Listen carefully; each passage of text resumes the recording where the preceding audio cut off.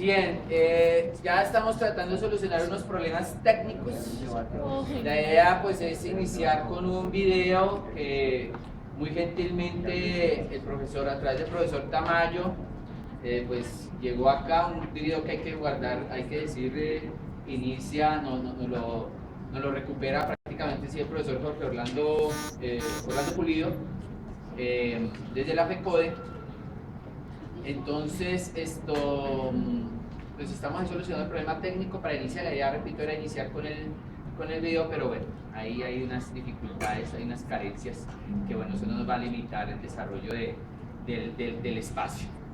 La idea en el día de hoy es precisamente, en el marco de esta cátedra del núcleo de pedagogía, trabajar justamente el tema sobre movimiento pedagógico colombiano, en tanto un acontecimiento, digamos, de la historia reciente, la historia de la educación de nuestro país, de la historia reciente, y que de alguna u otra manera nos convoca a pensar sobre problemáticas del presente, problemáticas que en el campo educativo y pedagógico nos afectan, problemáticas como el asunto, el lugar del maestro hoy día, ese maestro contemporáneo, el problema de la educación pública, e incluso el problema mismo de la enseñanza y de la formación. Creo que ahí hay unos elementos claves sobre los cuales iremos a reflexionar en el día de hoy, y desde luego articulándolos.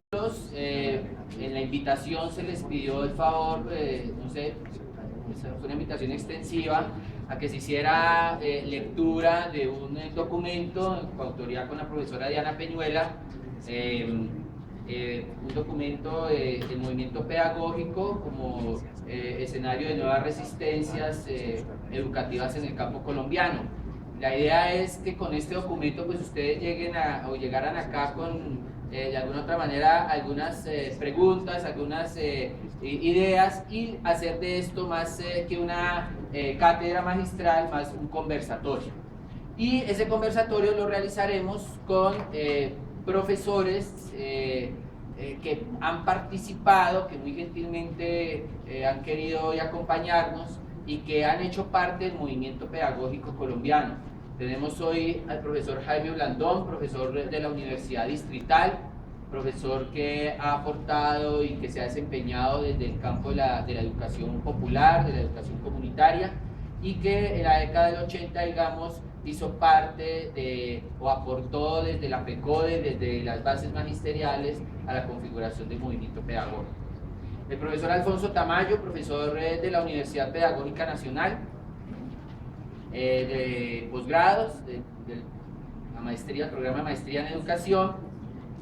Hoy es director de la revista Educación y Cultura, revista que es producto del movimiento pedagógico, revista que ahora seguramente el profesor la hablará, porque como maestros, como profesionales de educación debemos conocer nuestra literatura, y pienso que la educación y cultura es una de las máximas producciones del movimiento pedagógico colombiano. Y bueno, se ha desempeñado el profesor Tamayo desde la década del 80, ya que el movimiento pedagógico, precisamente aportando a la configuración, y sigue hoy en esa dura tarea de configurar movimiento pedagógico desde la revista Educación y Cultura. Entonces, pues tenemos ahí unas premuras de tiempo. El profesor Tamayo ahora tiene una reunión de posgrado de profesores, y entonces pues tendrá que ausentarse. Entonces vamos a darle la palabra al profesor, y bueno, repito, la idea es que hagamos de esto más que, digamos, la cátedra, la cátedra magistral de cada profesor, o una conferencia magistral. Si ustedes de alguna otra manera, en el transcurso de la interlocución del profesor, si quieren, tienen alguna pregunta, alguna intervención, lo hagan. Es hacer de esto más conversatorio. Bien, entonces le doy la palabra al profesor Tamayo. Muy buenos días para todos. Buenos días. Estamos aquí para recordar. Recordar es vivir, decían algunos. Y cuando me encuentro con Jaime, que fue compañero mío en el CEID, pues también recordamos muchas cosas que son muy importantes para los futuros maestros. Quiero decir antes que de hablar del movimiento pedagógico, que es muy importante para los docentes de este país recuperar la memoria, la identidad, porque eso es lo que nos permite darnos cuenta que los maestros en Colombia formamos una comunidad, tenemos una historia y podemos constituirnos como sujetos pedagógicos, políticos, ciudadanos, de tal manera que frente a esta avalancha que hay de políticas que están desconociendo nuestra historia, que nos están negando como sujetos, que nos están reduciendo a aplicar lo que manda decir la orden, pues realmente sí es una alarma muy grande para nosotros, sobre todo a los antiguos, ver que ese legado que se ha construido en el país desde hace tantos años se va diluyendo, y entonces ahora un profesor nuevo cree que ser docente, que ser maestro, es aplicar las normas y es obedecer los formatos que le llegan de fuera. No, ya muy tenaz que nos pasara lo que le pasó a los Buendía en 100 años de soledad cuando llegó a Macondo la enfermedad del insomnio y el olvido. No tenían memoria y tampoco podían soñar. Pero yo creo que Colombia sí tiene mucho que decir respecto de la pedagogía, del maestro, de la educación, de la evaluación, del currículo, de las estrategias didácticas, de lo que somos los maestros. Entonces, la mejor manera de borrarnos es negar nuestra historia, nuestra identidad, nuestra memoria y la posibilidad de narrarnos, porque entonces nos están reduciendo a un simple administrador de currículo, un currículo que viene de fuera también. Hoy en día, ¿para qué enseñamos? Para las pruebas, a ver. ¿Qué enseñamos? Lo que pregunten en las pruebas. ¿Cómo lo enseñamos? De la manera más parecida a como lo van a preguntar en PISA. ¿Cómo evaluamos? Pues los mismos preguntan. Entonces, ¿qué pasó con lo fundamental de la pedagogía? ¿Dónde quedamos nosotros como dueños de un saber propio? ¿Qué es lo que nos hace maestros? El maestro tiene un saber propio, que es la pedagogía. Bueno, después de ese regaño, ahora sí paso a hablar de la pedagogía. Para mí el movimiento pedagógico fue un movimiento fundamentalmente social, y sigue siendo. Un movimiento social porque está reivindicando la capacidad que tenemos los maestros, o que teníamos en 1982, cuando comienza el movimiento pedagógico, para proponer otra escuela, otros maestros, otra manera de pensar la educación frente a unas políticas de gobierno de esa época que paradójicamente diríamos que son las mismas de ahora. Es decir, en esa época el magisterio colombiano reunido en la Federación Colombiana de Educadores propuso un gran movimiento pedagógico para dos cosas. Los fines del movimiento pedagógico, escriba ahí 2 puntos. Fines. Los fines del movimiento pedagógico eran: 1, fundamentar al maestro en la pedagogía, reconocer que la pedagogía es el campo intelectual desde el cual se constituye un maestro como sujeto académico, de conocimiento, con un proyecto ético, político, ciudadano. La pedagogía, gracias a lo que estaba pasando en ese momento en el país con los investigadores, comenzaba a emerger como un campo de conocimiento propio de los maestros. Es decir, ¿cuál es el saber propio de un maestro? La pedagogía. No es el derecho, ni la psicología, ni la administración de empresas, porque aparece que de la escuela se apodera la administración de empresas y la convierten en una empresa. El rector es un gerente. Ese no es el lenguaje de la pedagogía. Del niño se apodera la psicología, entonces va por el mundo diciendo que el niño es fundamentalmente procesos mentales. y procesos de desarrollo, y entonces nos leemos a todos los psicólogos, ¿y dónde están los pedagogos? Se vuelven famosos los hermanos Subiría, pero no se leen a Comenio, ni a Pestalozzi, ni a De Crowley, ni a Herbart, ni a Christian Steiner, ni a nadie de esos. Como si el problema del niño fuera solamente su desarrollo psicológico. ¿Dónde queda la relación del niño con el lenguaje, con la sociedad, con la cultura? ¿Dónde queda la relación del niño con su entorno, con la lúdica, con la estética? ¿Cuál es ese niño que emerge? Que aquí el profesor Henry ha trabajado en un artículo muy bonito en la revista Educación y Cultura sobre cómo en el cine y en la literatura aparece un sujeto infantil importantísimo. Entonces les decía, primero, el movimiento pedagógico reivindica la pedagogía como el saber propio del maestro y llama a trabajar sobre la pedagogía a través de su historia, a través de sus análisis desde la sociolingüística, a través de abordajes de la pedagogía desde lo que en ese momento se venía trabajando en el campo de la pedagogía.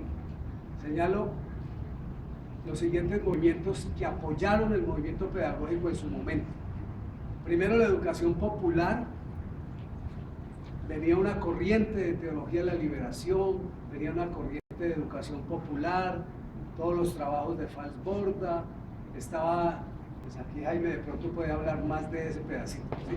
Se lo dejo a él, movimientos populares, educación popular, teología de la liberación, revolución cubana, Camilo Torres, todos que venían planteando un movimiento social por una educación distinta. Pero aparecían también unos académicos de la Universidad de Antioquia, el grupo de historia de la práctica pedagógica. Allí encontramos el grupo de Olga Lucía Zuluaga, Alejandro Álvarez, Alberto Echeverri, Humberto Quiseno, Oscar Saldarriaga, Javier Sáenz, Alberto Martínez Fun, Orlando Castro, Carlos Noguera, que venían empujando un proyecto de recuperación de la historia de la pedagogía, pero no para hacer historia de la pedagogía, sino para mirar qué lugar ocupaba la pedagogía en esas historias. Y acuden a una metodología que es Michel Foucault, a través de arqueología del saber, y Carl Gilhem, a través de genealogía del saber, mirada como una historia de los conceptos, cómo van evolucionando los conceptos en ese saber pedagógico que aparece en los textos, que aparecen las normas, que aparecen los reglamentos, que aparecen los decretos, que aparece en los manuales, que aparece en los documentos. Es como un encarrete con el documento que muestra una cantidad de conceptos que ellos llaman positividades. Bueno, la gente sabe más de eso, porque son enfoques desde una arqueología del saber utilizando las propuestas Foucaultianas. Ese grupo recuperó para los maestros de Colombia la idea fuerte de que nosotros tenemos un campo propio desde el cual nos identificamos y es la pedagogía. Y entonces recuperaron clásicos como Comenio, Pestalozzi, Herbart, De Crowley, Kerchsteiner, Ferrier, ¿sí? Todos los que comenzaron a trabajar en la escuela activa, pero también los que mostraban cómo se iba construyendo esa pregunta por la pedagogía. Y avanzan una primera definición, y es: la pedagogía es una disciplina, no es una ciencia, no es un arte, no es una ciencia positiva, no vamos a competir con los de química ni con los de física. Nosotros no vamos a hacer experimentos con variables y cruzando grupos de demostración y proyectando, prediciendo y controlando, no. Estamos pensando en la disciplina como un campo de saber y de práctica sobre el cual es posible construir.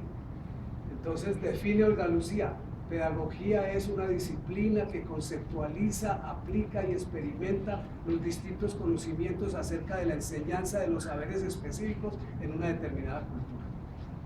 Esa definición es polémica, esa definición es construida de lo que ellos venían encontrando en los textos. Martínez Bull trabaja sobre escuela, maestro y método, Alberto Echeverri trabaja sobre el proceso instruccionista, Orlando Castro y Carlos Noguera y Martínez Bull trabajan sobre la historia del maestro en Colombia. Es decir, de todas esas investigaciones ellos decantan una definición de pedagogía que es provisional, que es polémica, que ha evolucionado. Ahorita con los trabajos de Carlos Noguera se puede decir que el objeto ha cambiado. Ahí el objeto es la enseñanza. Noguera dice: no, es la educación, Claudio Runge pelea con ellos diciendo no, es la educación, pero eso quiere decir que hay un campo, es decir, hay una red de tensiones sobre la pedagogía que se pregunta por su estatuto. Pero también apareció en esa época Mario Díaz, que venía de hacer el doctorado con Bernstein en Inglaterra y entonces trabaja sobre el análisis sociolingüístico del discurso pedagógico. Y Mario Díaz arriesga una propuesta que en su momento fue muy importante y muy crítica, en su momento digo porque no sé, todo es en su momento histórico, pero allí él mostraba que la pedagogía es un dispositivo de poder. La pedagogía es un dispositivo de poder alrededor de esa tensión que se genera por el control simbólico, es decir, la reproducción, la transmisión, el control, la regulación de lo cultural, digámoslo así, de lo simbólico. O sea, ¿qué sería lo simbólico? Pues todo lo que no es infraestructura material, todo lo espiritual, todo lo que llamaríamos ideas, pero también podría ser ideología, también podría ser pensamiento, también podría ser cultura. O sea, eso no es tan ingenuo. El maestro es un sujeto que está sujetado por unos dispositivos de poder que le anticipan una condición de maestro, pero eso no es ingenuo, porque en la manera como se organiza, selecciona, aplica, visibiliza o invisibiliza determinados contenidos, determinados fines, determinadas estrategias, hay un dispositivo que controla, que se vuelve hegemónico, y entonces es necesario mirar la máquina para saber qué tipo de tuerca somos nosotros dentro de ese dispositivo y no creer ingenuamente que nosotros somos profesores, amamos la enseñanza, queremos a los niños. No, usted es un nudo dentro de esa red de poder. Y ese fue un aporte muy importante de Mario Díaz. Escribió un libro que se llama El campo intelectual de la educación en Colombia, 1993, Universidad del Valle. Rosa Lucía ya había escrito el libro Pedagogía e Historia, que publicó por primera vez Foro por Colombia y después Editorial Magisterio. Y había dos referentes duros, intelectuales. El tercero fue la propuesta del grupo Federici. El rector del colegio italiano, un italiano, Carlo Federici, que era profesor de la Nacional, tenía un grupo de estudiantes muy brillantes, de profesores con los que estudiaba, que eran José Granés, Antanas Mockus, Charún, María Clemencia Castro y José Granés, Carlos Augusto Hernández. Mockus lo dio a conocer el magisterio. Nosotros fuimos los que impulsamos a Mockus como político. Que iba por todo el país, iba Mockus hablando contra la reforma curricular de ese momento, que era una reforma conductista, taylorista, fragmentada. ¿Qué es lo que está pasando ahora? La historia se repite la primera vez como tragedia, ¿no? Y después, en esa época los maestros peleamos contra una reforma curricular que estaba imponiendo el gobierno, que pretendía convertir el currículo en una fragmentación de saberes controlada desde el conductismo, ¿sí? Con una mirada totalmente administrativa, que se llamó taylorista, pues porque venía de la administración de empresas, esa teoría de los procesos controlados por pedacitos y sobre todo demostrables mediante evidencia empírica, que se llamó comportamientos observables a través de objetivos operativos. De ahí se inventaron la taxonomía de los objetivos de Bloom y de Gagné, que se llamaban objetivos cognitivos, psicomotores y afectivos. Al final de la clase el estudiante estará en condiciones de identificar las vertientes del río Amazonas. Cognitivo. Dibujar en el mapa la vertiente. Psicomotor. Escribir un pequeño artículo sobre la importancia del río Amazonas. Afectivo. Y entonces esa era la clase y ahí se planeaba y así se cuadraba y ahí se entregaba la planilla. Contra eso, Mockus escribió un artículo que se llama Límites del cientificismo en la educación, revista número 14, revista colombiana de educación, pero también en la revista número 4, Educación y Cultura. Yo no estoy en la primera parte y es ¿Cuáles eran los fines del movimiento pedagógico? Primero, fortalecer la pedagogía. 1, con el grupo de Olga Lucía. 2, con el grupo de Mario Díaz. 3, con el grupo de Antanas. Antanas venía planteando que la pedagogía era una disciplina reconstructiva. La reconstrucción de competencias a partir de los trabajos de Habermas, de Bernstein y de Wittgenstein. Esos 3 autores se manifestaron en un proyecto de investigación que ellos articularon para Conciencia sobre enseñanza de la ciencia. Y el informe de esa investigación se llamó Las fronteras de la escuela. Ese informe circulaba primero como por ahí en mimeógrafo en esa época, en stencil, perdón, por mi edad yo puedo decir en stencil. ¿Saben qué es un stencil? No saben qué es un stencil? Que uno tenía que picar en máquina de escribir en un stencil y después pasarlo en un rodillo y salían copias. No había fotocopias ni nada de eso. Así comenzaron a circular los trabajos de Antanas y de su grupo, que después se publicó, la Sociedad Colombiana de Pedagogía publicó un primer librito que se llamó Las fronteras de la escuela. Ahí planteaban ellos que la pedagogía era una disciplina reconstructiva, es decir, una disciplina que reconstruía las competencias de los mejores maestros. Interesante idea. O sea, la pedagogía no era ni un campo de saber especulativo de altura filosófico, ni tampoco era la simple reflexión sobre un saber empírico, sino que era una reconstrucción de los procesos comunicativos que se establecían, que establecían los buenos maestros, que eran reconocidos por otros buenos maestros, no por la orden ni por Pisca. Primero, procesos de comunicación, competencias comunicativas. Para eso utilizaron a Bernstein, códigos restringidos, códigos elaborados. Y competencias especializadas. Para ellos, la competencia especializada del maestro era el dominio en un campo específico de su propio saber. O sea que para ellos enseñar era procesos comunicativos exitosos, en los términos de Habermas, o sea, comunicación, descodificación, intercambio de lenguajes. Pero además, los lenguajes jugaban papeles como juegos de lenguaje, o sea, el maestro de sociales domina las ciencias sociales, domina el campo de las sociales y socializa esa cultura con el estudiante.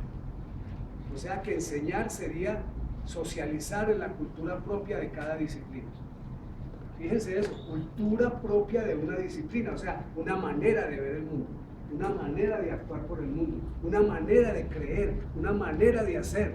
Eso se llamaba una cultura como un entramado de significados y de prácticas que venían de juegos de lenguaje de Wittgenstein.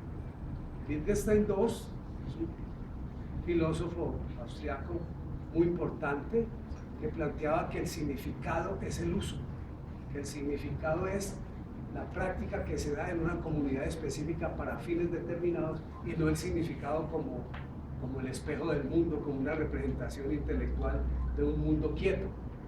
No, contra esa teoría del espejo como representación del mundo en el lenguaje, Wittgenstein muestra que hablar un lenguaje es una forma de vida.